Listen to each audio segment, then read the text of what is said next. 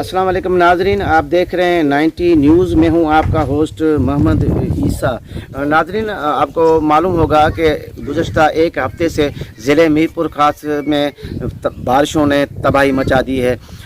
लोगों के फसलें तबाह हो गई हैं, घरों में पानी दाखिल हो गया है। उसकी मेन वजह एक तो बारिश है, लेकिन दूसरा जो यहाँ से एक ड्रेंज नाले का गुज़र होता है, उसमें हर साल जब बारिशें होती हैं तो जब शगाफ पड़ता है, उस शगाफ पड़ने से तबाही ज़्यादा आती है, जिसको LBD कहा जाता है। LBD की थोड़ी सी मैं हकीकत से आपको आगाह कर दूं कि ये जो प्रोजेक्ट था वर्ल्ड बैंक का प्रोजेक्ट था और ज़िया के दौर में इसको बनाया गया था। इसका जो मकसद था कि लेफ़्ट और राइट पे जो इसकी ज़मीनें थी उसका सेम ख़त्म करना था, लेकिन इसको अभी लोग मिस यूज़ करके अपने लिए मुसीबतें ख़ुद पैदा कर रहे हैं।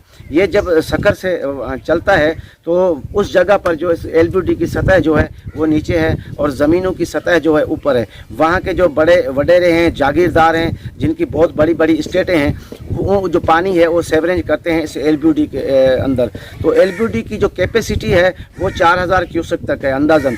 वहाँ से पानी जब यहाँ मीरपुर खास से क्रॉस होती है LBD जुडो नौकोट इस जगह पर जब पहुँचती है तो उसमें तकरीबन 11 से 11,000 क्यूसेक पानी गुजरता है, जो वाफर मिकदार में होता है। ज़्यादा पानी होने की वजह से उसे फिर शगाफ पड़ता है और शगाफ वो जो पानी है घरों में इंटर होता है और लोगों की फसलें तबाह होती हैं।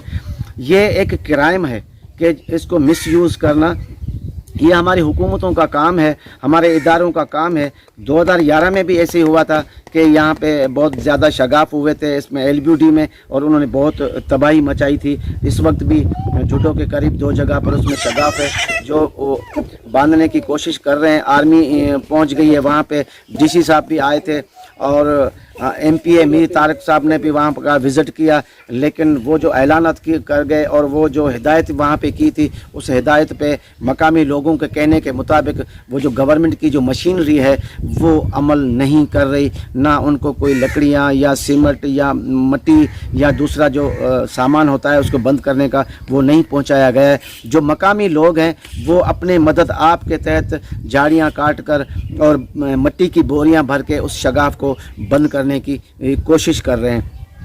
दूसरी जानब ये जो हमारा एरिया है 4-5 ज़िलों का, सकर से जैसे स्टार्टिंग होता है, डिस्ट्रिक्ट सांगड़ हो गई, डिस्ट्रिक्ट मीरपुर खास हो गया, उसके बाद में डिस्ट्रिक्ट बदीन आता है। इसमें जितनी भी आबादियां हैं तो एक अल्लाह ताला ने हमें नेमत अता फरमाई थी, कुदरती तौर पे हमें एक सेवरेज नाला दिया गया, जिसको यहाँ के लोगों ने अपनी कोताहियों की वजह से और अपनी अना की वजह से उसको ब्लॉक किया है। वो जो ड्रेंज सेवरेज कुदरती तौर पे जो था उसका नाम है हाकड़ो। हाकड़ों में जो ये पूरी ज़मीनों का पानी जो सेवरेज होता था, इस वक्त भी आप ये देख रहे हैं कि ये एक वाटर कोर्स है जिसमें पानी ठहरा हुआ है और फुल है, ये ड्रेंज नहीं हो रहा। इसकी बैक साइड पे मेरे कैमरामैन दिखा सकते हैं कि मिर्ची का फसल है, कपास का फसल है, उसमें पानी ठहरा हुआ है, ये आगे ड्रेंज नहीं हो रहा। ड्रेंज ना होने की जो सूरत है वो हाकड़ो जो है वो ब्लॉकेज है।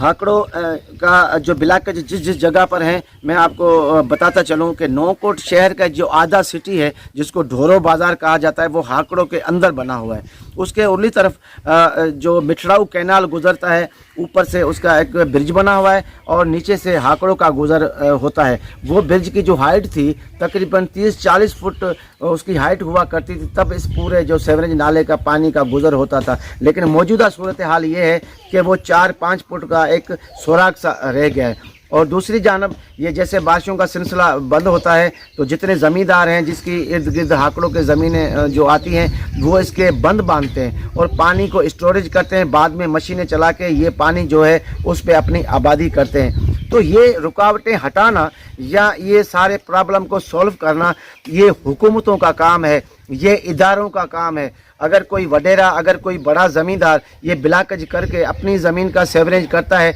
लेकिन छोटे जो काश्तकार हैं जिसकी 8 एकड़ ज़मीन है, 50 एकड़ ज़मीन है, उसकी ज़मीन बारिशों के सीज़न में जब उसका फसल जल जाता है तो उसका लाखों और करोड़ों रुपयों का उसका नुकसान होता है। महंगे बीज और महंगे ट्रैक्टर की किराए लगाकर वो अपने फसलों को जब तैयार करता है तो इस मौसम में उसकी फसलें जो जल जाती हैं। तो ये हाकड़ों की जो एक हिस्ट्री है اسی سلسلے میں ہم نے بات چیت کرنے کے لیے اب آج ہم نے ایک ایسی شخصیت کے ساتھ ہم نے ملاقات کی ہے کہ آپ سوشل ورکر